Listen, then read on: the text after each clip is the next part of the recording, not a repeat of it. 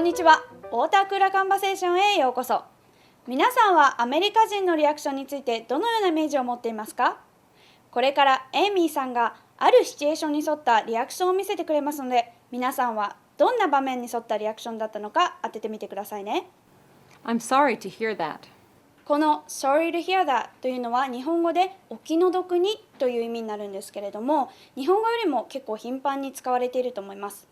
今日のダイアログの後にエイミーさんがある行動をとるんですけれども、そちらも日本ではあまり見られないものなので、ぜひ注目して見てみてください。それではこのリアクション、どのような場面で使われるのか実際に見てみましょう。Mikiko, what's wrong?